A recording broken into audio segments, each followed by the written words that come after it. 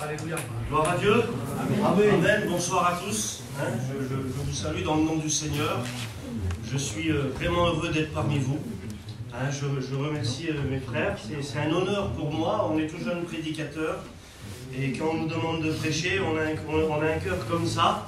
Et puis on découvre aussi très vite qu'après du cœur comme ça devient comme un poids parce qu'on veut se placer devant Dieu, parce qu'on sait qu'une réunion c'est important, parce qu'on sait qu'il y a des personnes qui s'attendent à la réunion.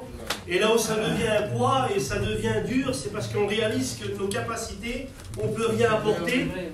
Et là où ça devient possible, c'est quand nos faibles capacités, on se repose en Jésus, et le peu qu'on a, on le remet dans ses mains, alors on croit qu'il se passe quelque chose. Amen. Et je suis vraiment heureux d'être là, et je voudrais mettre tout mon cœur. Je disais aux frères, à quelle heure ça finit la réunion en général? Je voulais savoir si ça finit à 9h30, parce que ma grande crainte, moi, c'est que je prêche pas une heure, je suis très rapide dans les messages. Mais j'ai aussi toujours vu que je pouvais m'appuyer sur Dieu dans le temps du message. Et puis on n'est pas là pour apporter un message avec la montre. J'en ai pas la capacité, et tant mieux. Et puis, j'ai pas non plus la capacité de vous donner des mots grecs ou hébreux. Je suis désolé, j'ai pas la capacité. Mais je sais que celui que je sers, il peut vous donner un mot dans cette soirée. Je sais qu'il peut vous donner un mot. Et c'est ce qui me rassure. Je sais qu'il y a un mot pour la veuve ce soir. Pardonnez-moi pour le mot, je dis dans toute ta liberté. Je sais qu'il y a un mot pour celui qui est orphelin et qui a besoin de trouver un père. Tu peux trouver un père en Dieu.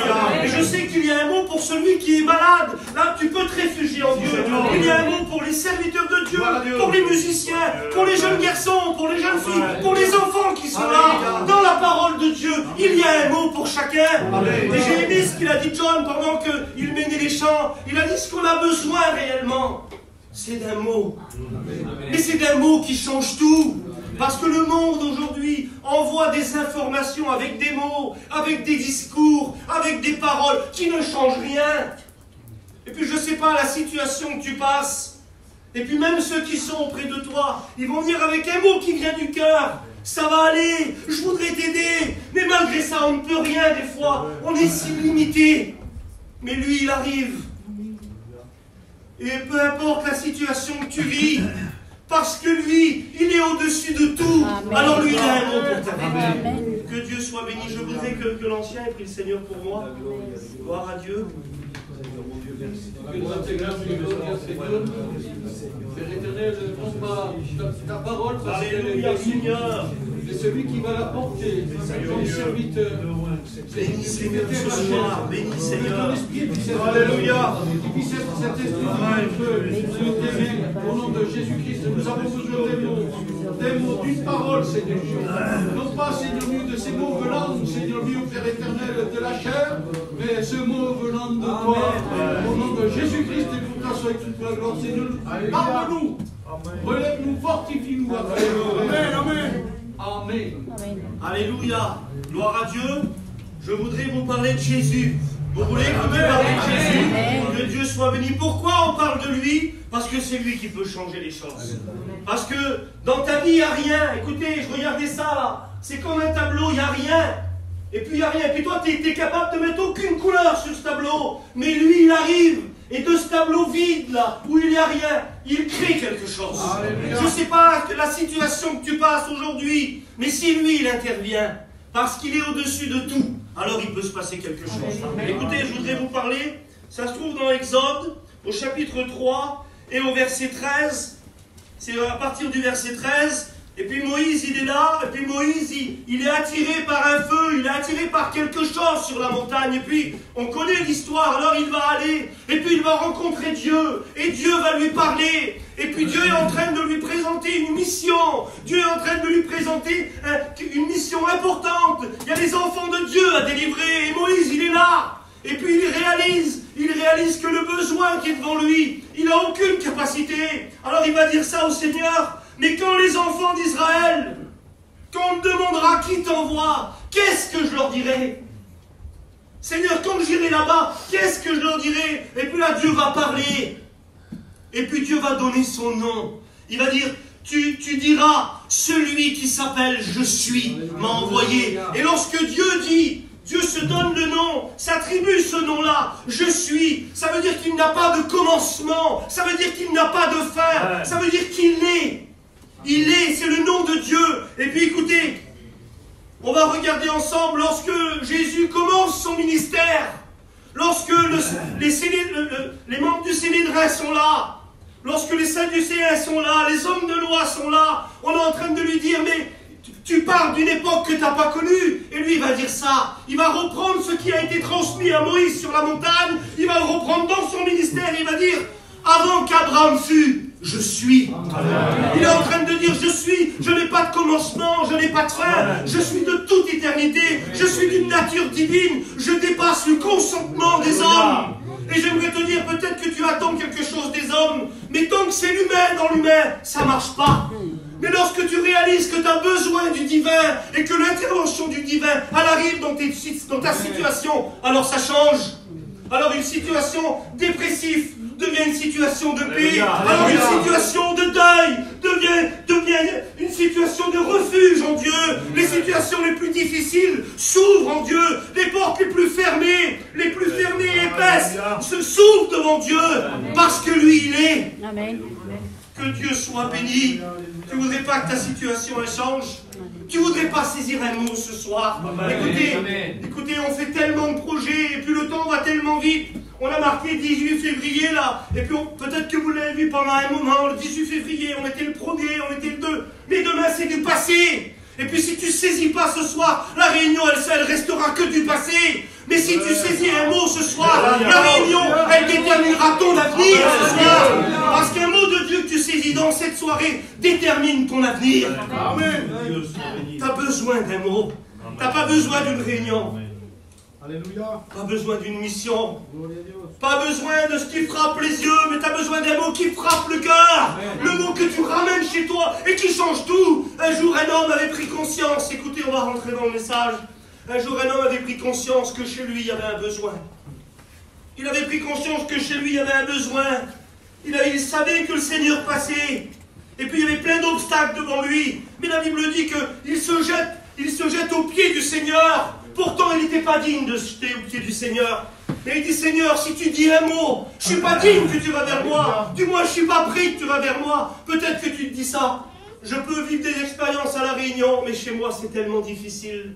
Mais si tu repartirais avec un mot. Et lui dit, Seigneur, si tu me donnes un mot, je repars chez moi et la situation, elle change. Tu ne voudrais pas d'un mot ce soir? Tu ne voudrais pas d'un mot pour ton fils? Tu ne voudrais pas d'un mot pour ta fille? Tu ne voudrais pas d'un mot pour ton compagnon, pour ta compagne, pour tes parents, pour la situation que tu vis? Tu n'aurais pas besoin d'un mot. Ce mot que peut-être tu ne dors pas et que quand tu rentres chez toi, le mot il est là et puis, mais qu'est-ce qui se passe? J'ai bien dormi. C'est Dieu qui est en train de changer les choses.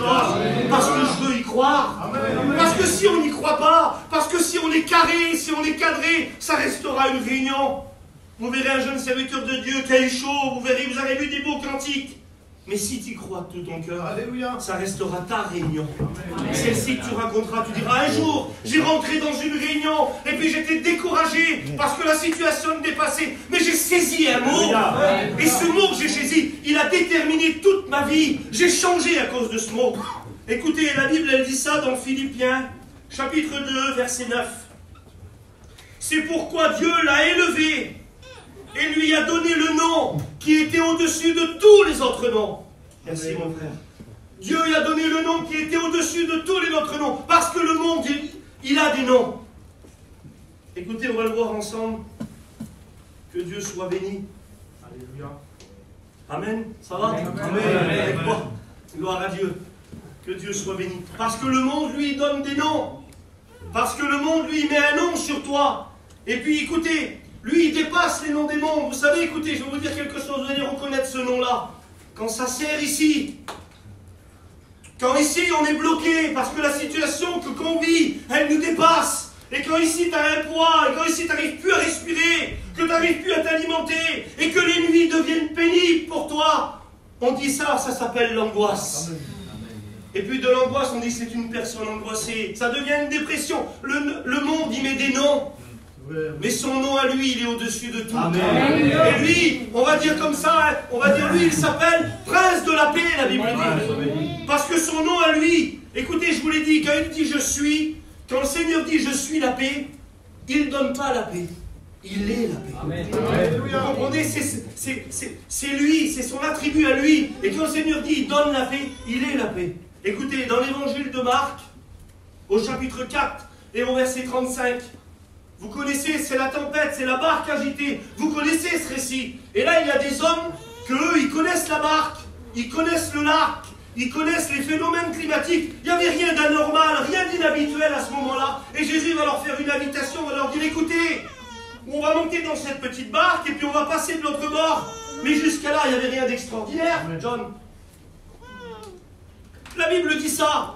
Ce même jour, sur le soir, ça veut dire que la nuit est en train d'arriver. Mais il n'y avait rien d'inhabituel. Il y a des choses dans la vie qu'on est habitué à voir.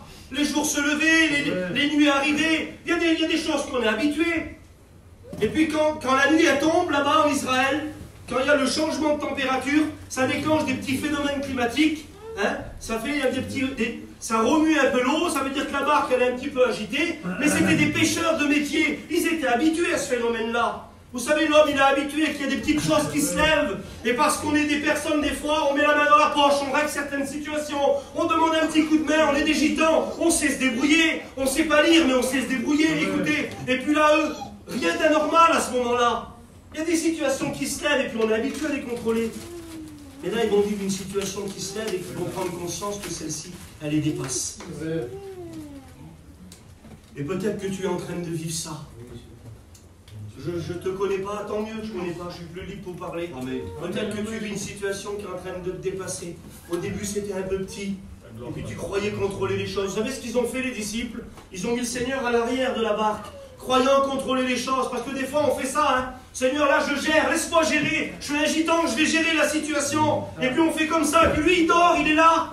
Mais puis les vents, ils commencent à être de plus en plus intenses. Et puis la Bible dit que l'eau, elle va arriver dans la barque. Et là, il y a un autre sentiment. Ce sentiment d'habitude qu'ils avaient. Ce sentiment habituel qu'ils avaient sur la barque, là, il change. C'est un sentiment de peur et d'angoisse. Et la Bible dit que là où c'était habituel, là où on était habitué, c'était toute leur vie, la barque. Peut-être que tous les jours, tu faisais pareil. Mais là, il y a un autre sentiment qui rentre parce qu'il y a une situation qui se lève. Et là, c'est la peur. Et là, ils prennent conscience que cette situation-là, s'il n'y a pas quelqu'un qui intervient, ils vont mourir. Ils prennent conscience dans la barque que cette situation-là, s'il ne se passe pas quelque chose, ils vont mourir.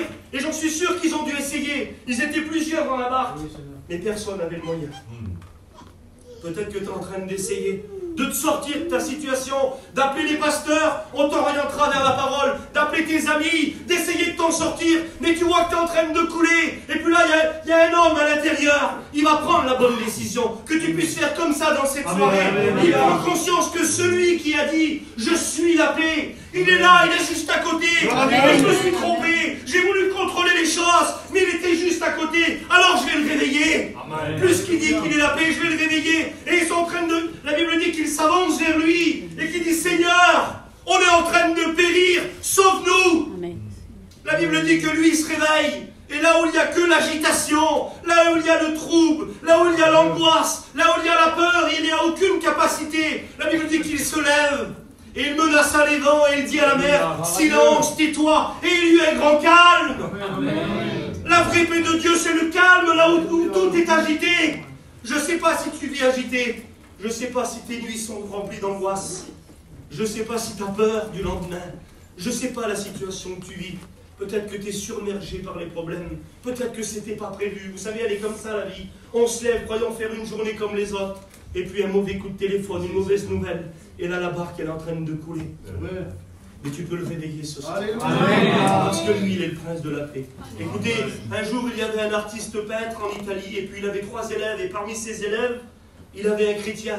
Et puis l'artiste, là, il mettait une toile blanche comme ça. Et il a dit à ses élèves, je veux que vous m'exprimiez en peinture ce que représente la paix pour vous. Et le premier élève, lui, il a peint une forêt avec un coucher de soleil, des feuilles qui tombent, des petits oiseaux qui volent, avec des ruisseaux d'eau. Et c'était magnifique. Et puis l'artiste, il est venu, il l'a regardé, il a trouvé ça beau. Et puis le deuxième, lui, il avait fait des montagnes enneigées, avec un lever de soleil, avec des aigles qui volaient, et puis c'était magnifique, c'était des montagnes, c'était magnifique.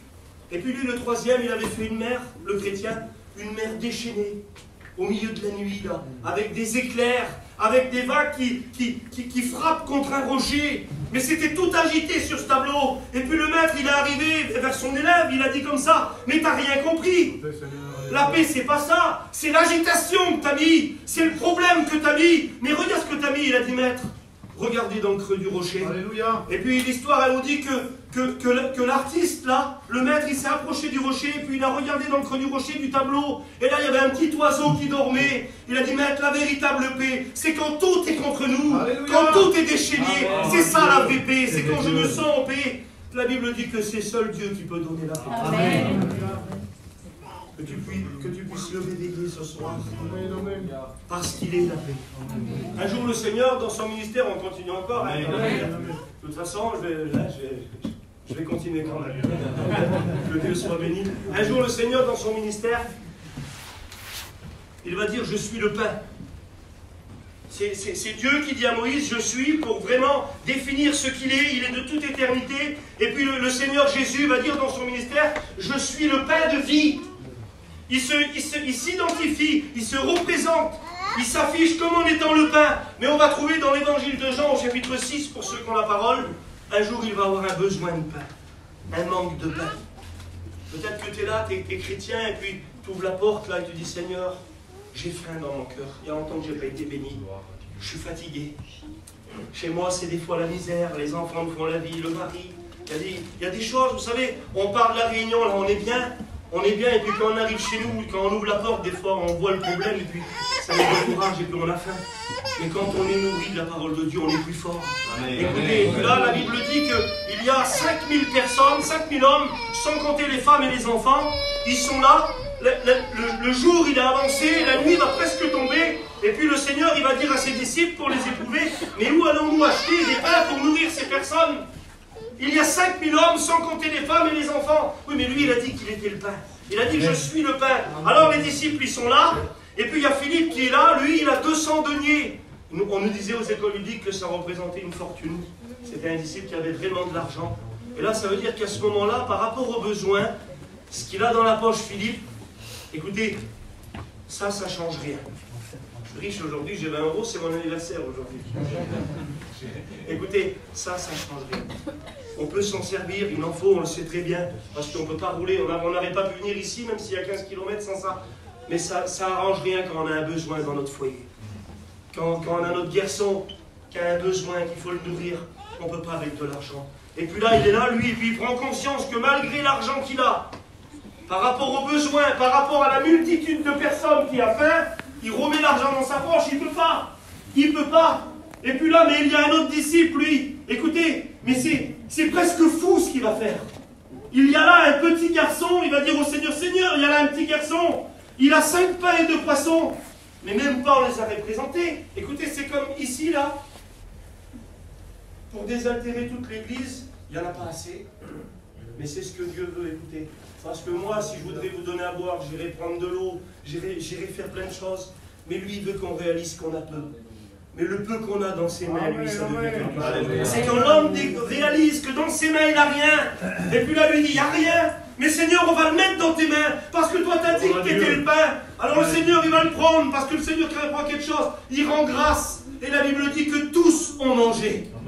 Je ne sais pas ce que tu as. Peut-être que tu te dis ça, ma soeur, mon frère. Ami, toi qui es là. J'ai rien. Le besoin est tellement grand chez moi. Et je n'y arriverai pas. Et je ne pourrai jamais nourrir ce besoin. Mais le peu que tu as ce soir, mets-le dans les mains de Dieu.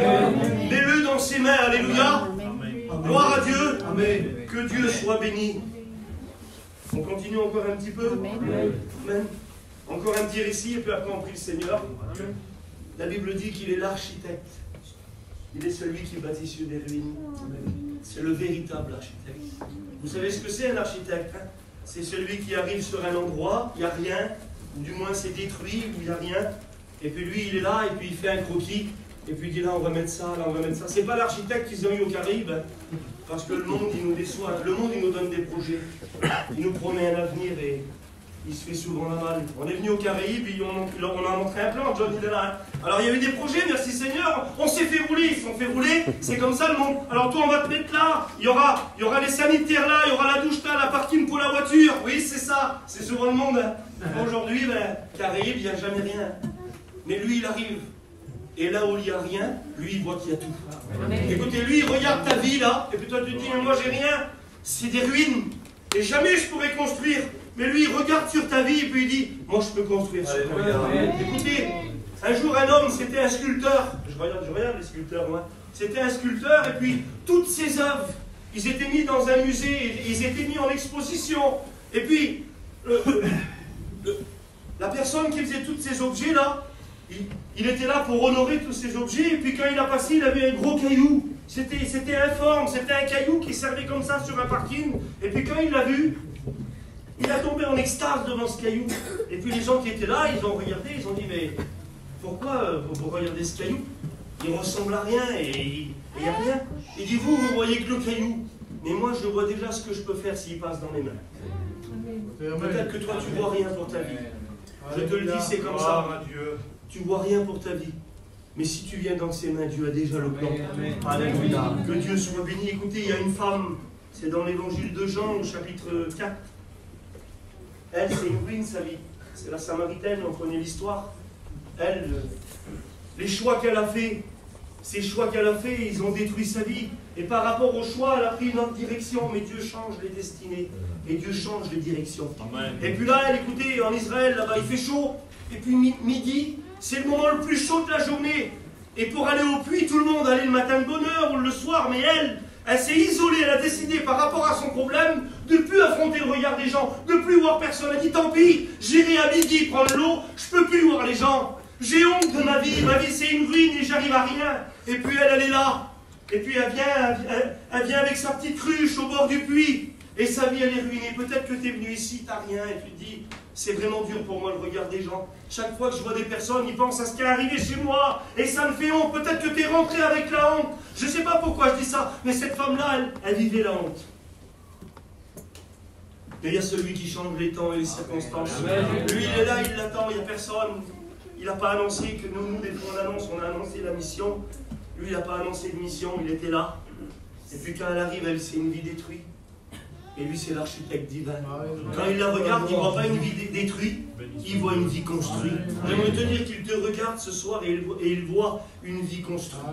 Parce que lui, il rebâtit sur des ruines. Elle est là, et puis, elle est dévoilée, c'est ça, elle est dévoilée, elle parle avec lui, elle reconnaît que c'est le Messie, elle sait que c'est le Seigneur, elle sait que c'est un prophète, elle sait qu'il a dévoilé sa vie. Mais ça ne s'arrête pas là. Malgré que ta vie pourrait être dévoilée ce soir, ça ne s'arrête pas là. Il faut que tu fasses le choix d'y croire. Et le Seigneur, il est en train de dire, tu as conscience que c'est une ruine ta vie. Tu as fait des choix qui t'ont pas forcément aidé. Mais si tu acceptes ce soir, si tu acceptes le plan que je vais te donner, tu vas voir le plan qu'on va faire ensemble.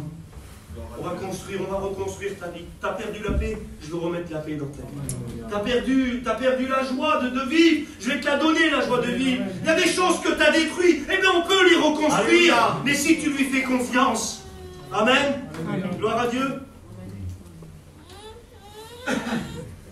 Que Dieu soit béni. Je vous raconte une expérience et puis après on prie le Seigneur. Amen. Alléluia. Le peu qu'on a, Dieu s'en sert. Écoutez, j'étais aux études, j'ai fait les études avec John, et puis quand on a fait les études avec John, là, j'étais invité vers un frère Rome à boire le thé. Faisons du thé avec des fruits, tout ça. Hein, tu te rappelles de ça? Et puis le garçon, il a dit comme ça, il dit regardez ma compagne, mes frères. Est-ce que vous trouvez qu'elle a la paix sur son visage? Et nous, on a dit, c'était particulier la question. Donc on a dit oui. Et on n'aurait pas dit non, de toute façon. Et il dit, vous voyez comment elle est joyeuse. Et puis cette femme-là, elle nous a mis le petit plateau comme ça, avec le thé, elle avait un sourire, elle était joyeuse, elle faisait plus que tout le monde joyeuse. Elle était contente que son mari était serviteur de Dieu, elle était contente de recevoir. Et puis après, on a vu effectivement qu'il y avait une joie. Et puis elle nous a raconté son témoignage, cette sœur-là. Et puis cette sœur-là, le jour de ses 17 ans-là, elle a commencé à faire une dépression. Aujourd'hui, la dépression, c'est un fléau. Et puis elle a fait une dépression. Et puis ses parents, eux, ce qu'ils ont fait, ils ont essayé de l'aider par tous les moyens qu'ils avaient. Ils ont essayé de la combler avec un peu d'argent, des cadeaux, de tout ce qu'il y avait. Ça ne comblait pas. Ils ont essayé de lui trouver une compagnie et rien à faire. Et puis la dépression était de plus en plus intense. Et puis ce qui s'est passé, c'est que elle a fait une tentative de suicide. Tout le respect que je vous dois, je m'excuse de dire ça, mais c'est l'expérience, je le dis les frères. Et puis ils l'ont emmené à Pierre Bachelet à Paris, là-bas. Et quand ils l'ont emmené là-bas, il y a des médecins psychiatres qui l'ont regardé tout ça. Et puis le verdict, il a tombé. Et puis elle ne pouvait plus rentrer chez elle. Il fallait vraiment l'isoler. Il fallait tout de suite mettre des médicaments. Il fallait tout de suite l'interner parce que c'était dangereux pour sa vie. Et puis là, les parents, ils sont chrétiens. Et puis comme les parents, ils sont chrétiens, ça va tellement vite. Ils la gardent, et puis venez, on va vous faire visiter la chambre. Et puis quand ils font visiter la chambre de la jeune fille de 18 ans, c'est tout en mousse sur le côté, il n'y a pas de télé, elle va être attachée, elle va avoir des injections. Mais les parents se savaient, mais puis ils ne pouvaient plus rien faire. Et puis elle n'avait plus conscience de ce qui se passait. 18 ans.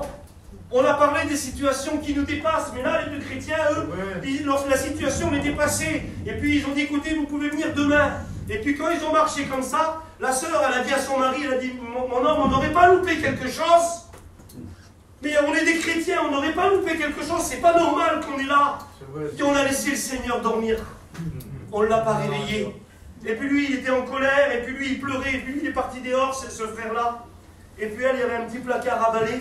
Elle expliquait dans l'hôpital Pierre Bachelet, là, elle a ouvert un placard à balai, tu peux prier le Seigneur où tu es dans ta voiture. Je ne sais pas la situation. Dieu écoute dans un placard à balai. Et puis elle a poussé quelques balais, cette sœur-là, pour ne pas se faire voir. Elle a fermé, elle a fermé la porte, et puis elle s'est mise à genoux. Écoutez, il y a un texte qui dit ça dans l'Apocalypse. C'est quand Jean, il a la révélation. Il est là, et puis il dit, mais qu'est-ce que c'est tous ces vases qui sont devant le trône de la grâce, devant le trône de Dieu? Et puis il y a des vases qui sont là, et puis il a une explication, et on est en train de lui dire ça, c'est des vases d'or. Et dedans, à l'intérieur, il y a la prière des saints. Et il dit, un jour, elles seront répondues pour le jour de l'exaucement. Continue à prier, parce que bientôt ta prière va être exaucée. Et puis là, cette sœur, elle est là, elle est dans un placard à balai. Mais imaginez-vous la scène. On ne peut pas changer la situation. Une fille de 18 ans, enfermée dans l'hôpital, une sœur dans un placard à balai. Oui, mais Dieu, lui, il écoute. Et puis elle a prié. Elle a dit, Seigneur, laisse pas comme ça. Mon cœur, il est enfermé dedans, là. Tu ne peux pas me laisser ma petite place, Seigneur. Elle a prié quelques minutes, et puis elle a été dérangée par l'ouverture de la porte. Alors, elle est sortie, cette femme-là. Et puis elle est rentrée chez elle, et une nuit s'est passée. Et puis le lendemain, elle n'avait pas le droit aux visites. Il fallait attendre quelques jours. Et puis juste devant le parcours de promenade comme ça, cette sœur, elle était là, et puis elle disait, elle regardait sa petite marcher. On fait le tour, vous voyez les hôpitaux que je vous dis, imaginez-vous la scène. Et puis Dieu, lui, il est au-dessus de tous les gars. Écoutez, juste un peu plus loin, il y a deux chrétiens qui sont en train de couper un arbre. Deux élagueurs, écoutez comment Dieu fait les choses. Et puis le garçon, il se coupe la main, je vous explique les détails. Et puis le frère le pose aux urgences. Et puis lui, il veut aller se garer, mais quand il va se garer, il va un petit peu plus loin. Et il tombe sur le parking là, de la psychiatrie. Et il voit une sœur devant le grillage comme ça. Et il la reconnaît. Il voit que c'est quelqu'un de son peuple, il la reconnaît. Et il descend. Il dit, ma sœur, qu'est-ce qui est en train de se passer? Il dit, viens voir. Il dit, regarde ma petite de 18 ans où elle est. Elle est foutue. Il dit, elle est foutue, elle ne sortira plus de là. Il dit, les médecins ne savent plus quoi faire. Et puis lui, il est là, c'est un chrétien, et il joue de la guitare. Il dit, Seigneur, qu'est-ce que je fais? Et Seigneur, il met dans son cœur, chante un cantique. Alors lui, il ouvre le camion. Il dit, quand il ouvre le camion, il prend sa guitare. Et puis c'était un camion avec des échelles. Et puis il se met sur le toit de son camion, imaginez-vous. Et puis il commence à chanter le cantique d'Ézéchiel. Si tu es triste, découragé, angoissé, Jésus est à tes côtés. Et puis il est en train de le chanter, il est en train de le chanter. Et puis là, à ce moment-là, la fille, elle est en train de s'arrêter sur le chemin. Et puis elle le regarde comme ça. Et puis le docteur qui est avec elle, il la prend. Et puis il l'emmène à l'intérieur. Et puis tout s'arrête. Et puis le téléphone de l'homme, il sonne. Il dit, monsieur, il faut venir vite, c'est vraiment urgent. Alors lui, il appelle sa femme, le père de la fille, là. Il dit, écoute, le docteur m'a appelé, il va vite au bureau, il doit se passer quelque chose pour la petite. J'ai vraiment peur. Et puis il fait des kilomètres, et il est à Paris. Il a mis 1 heure pour venir. Et puis quand il est arrivé là-bas, il y avait 3 docteurs qui étaient là, qui avaient constaté la dépression intense de cette fille. Et puis ils ont dit, attendez, on va ouvrir la porte. Et puis ils ont ouvert la porte, ils ont dit, écoutez, si j'avais été tout seul, j'aurais dit qu'elle a joué du cinéma. Mais il dit, on est 3. Il dit, elle peut ressortir. Écoutez, et nous là, on comprenait à ce moment-là que la fille qui nous donnait le thé, là, elle s'est mariée avec un chrétien. Aujourd'hui, elle sert le Seigneur. Un seul mot, un cantique sur le toit d'un camion, frères et sœurs. Une petite prière dans un placard à balai. Je ne sais pas si tu crois des fois, toi, que ta prière ne dépasse pas le plafond. Mais Dieu l'entend. La Bible dit ça. Devant son trône, il y a des anges qui crient Saint, Saint, Saint l'Éternel. Mais toi, quand tu pries dans ta maison, que tu te mets dans ta chambre, lui, il dit silence. Il y a quelqu'un qui prie. Et moi, je vais répondre le vase pour l'exaucer. Crois en ta prière. Ne désespère pas. Crois en ta prière. Dieu peut changer les choses. Est-ce que vous voulez qu'on prie le Seigneur? On courbe les fronts, les chrétiens.